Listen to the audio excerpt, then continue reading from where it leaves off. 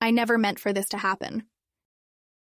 It started as a subtle shift, an almost imperceptible change in how I viewed the world around me, or rather, how I viewed him. James, the new project manager. I remember the first time we spoke, really spoke, beyond the usual work-related pleasantries. His voice, rich and warm, lingered in the air like a whispered secret. There was something in his eyes, a spark that caught me off guard, and I found myself drawn to him in a way I hadn't been to anyone in a long time. I was with Daniel, my partner of 5 years. Our relationship was steady, reliable. We had built a life together, one that was comfortable and familiar. Daniel knew me inside and out, and I loved him, I still do. But lately something had been missing, a sense of excitement that had faded over time. I chalked it up to the natural progression of a long-term relationship, but deep down, I craved something more, something I couldn't quite define. And then there was James. Our interactions at work grew more frequent, more charged with an energy I hadn't felt in years. It was nothing overt, just the way his hand would brush against mine when we passed documents back and forth, or how his gaze would linger a moment too long when we locked eyes. It was thrilling, intoxicating, and utterly terrifying. I knew I was treading dangerous waters, but I couldn't help myself. The thrill of it, the secrecy, the forbidden nature of our connection, it was all-consuming. One evening, I found myself alone in the office, the glow of my computer screen casting long shadows across the room. I was working late, trying to finish a report when James appeared in the doorway. He offered to help, his voice smooth and comforting, and before I knew it, we were sitting side by side, our shoulders brushing as we worked. The air was thick with tension, the kind that made my heart race and my breath come faster. We talked as we worked, our conversation straying from the professional to the personal. He told me about his dreams, his fears, the things that kept him up at night, and I found myself opening up to him in ways I hadn't with anyone in a long time. It was easy, natural, as if we had known each other for years instead of just a few months. Then it happened. I'm not sure who moved first, maybe it was him, maybe it was me. But suddenly, the space between us disappeared. His lips met mine, and the world around us faded into nothing. The kiss was soft at first, tentative, but it quickly deepened, fueled by a desire that had been simmering beneath the surface for weeks. It felt like I was floating, lost in a sea of sensations. His hands were in my hair, mine clutching at the fabric of his shirt, pulling him closer, needing more. Every kiss, every touch sent a jolt of electricity through me, awakening something deep inside that I had long forgotten. It was exhilarating but also terrifying. I was teetering on the edge of something I couldn't control, something that could destroy everything I held dear. When we finally pulled apart, both of us breathless, reality came crashing down. The guilt hit me like a wave, drowning out the euphoria of the moment. What had I done? How could I have let things go this far? I shouldn't have done that, I whispered, my voice trembling. James cupped my face in his hands, his eyes searching mine. Do you regret it? He asked softly. Did I? I wasn't sure. Part of me did. The part that loved Daniel, the part that knew what we had done was a betrayal of the worst kind.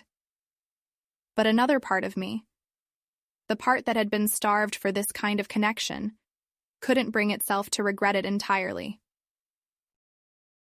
I don't know, I admitted, tears welling up in my eyes. I don't know what I'm doing anymore. James leaned in, pressing a gentle kiss to my forehead. We don't have to figure it all out right now, he said quietly. But whatever happens, just know I'm here. His words were a comfort, but they didn't ease the turmoil raging inside me. I left the office that night feeling like I was being torn in two, caught between the man I loved and the man who made me feel alive in ways I hadn't felt in years. When I got home, Daniel was asleep, his face peaceful in the dim light. I stood there watching him, my heart heavy with guilt. How could I look him in the eye after what I had done? How could I pretend that everything was okay when I had just crossed a line I swore I never would? I slipped into bed beside him, my mind racing. I tried to tell myself that it was just a moment of weakness, that it didn't mean anything. But deep down, I knew that wasn't true. Something had changed, something fundamental, and there was no going back. The next few days were a blur of conflicting emotions. I tried to avoid James at work, but it was impossible. The connection between us was too strong, too undeniable. Every time I saw him, every time our eyes met across the room, I felt that same pull, that same irresistible attraction. And then there was Daniel. He could sense that something was wrong, that I was pulling away from him, but he didn't push. He just waited, giving me the space he thought I needed. But the guilt was eating me alive, and I knew I couldn't keep going like this. One night, as we lay in bed, Daniel turned to me, his eyes full of concern. "What's going on with you?" he asked gently. "You've been so distant lately. Is there something you're not telling me?" His words were like a knife to the heart, and for a moment I couldn't breathe. The truth was right there on the tip of my tongue, but I couldn't bring myself to say it. I couldn't shatter his trust, couldn't break his heart. "I'm just stressed with work," I lied, forcing a smile. "I'm sorry if I've been distant.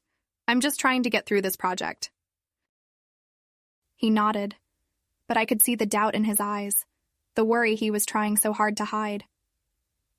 "I'm here for you," he said softly, taking my hand in his. "Whatever it is, we'll get through it together." His words broke something inside me, and before I knew it, I was in his arms, holding on to him like he was the only thing keeping me from falling apart completely. And in that moment, I realized just how much I had to lose. I loved Daniel. I had always loved him. But somewhere along the way, I had let myself get lost in the thrill of something new, something forbidden. I had let my desires cloud my judgment, had let myself believe that the grass was greener on the other side when, in reality, I had everything I needed right here. The next morning, I made the hardest decision of my life. I went to James's office, my heart pounding in my chest as I knocked on the door. He looked up, his face lighting up when he saw me, but his expression quickly changed when he saw the look on my face. "We need to talk," I said, closing the door behind me. He nodded, his eyes filled with a sadness that mirrored my own. "I've been expecting this," he said quietly. "I can't keep doing this," I said, my voice trembling. "I love Daniel, and I can't betray him like this. Whatever this is between us, it has to stop." James looked at me for a long moment, and then he nodded slowly. "I understand," he said softly. "I don't want to come between you and Daniel. You deserve to be happy." Tears welled up in my eyes, and I quickly blinked them away. "I'm sorry," I whispered, my voice breaking. "I never meant for any of this to happen." He reached out, taking my hand in his. "Neither did I," he said gently, "but you're making the right choice." I nodded, unable to speak past the lump in my throat. With a final, lingering look, I pulled my hand from his and turned to leave. As I walked out of his office, I felt a strange sense of relief wash over me. The guilt was still there, but it was tempered by a renewed sense of clarity. I knew what I had to do, and for the first time in weeks, I felt like I could breathe again. That night, I went home to Daniel, ready to fight for our relationship, ready to make amends for the mistakes I had made. I knew it wouldn't be easy, that there would be days when the memory of what had happened would haunt me, but I also knew that I couldn't keep living in the shadows of my desires. I chose Daniel, chose the love we had built together, and in that choice, I found a strength I didn't know I had. As I lay in bed that night, wrapped in his arms, I knew that I had made the right decision. The road ahead would be long and difficult, but it was a road I was willing to walk for both of us. Because in the end, it wasn't the thrill of secrecy or the allure of the unknown that made life worth living. It was love, and love was worth fighting for.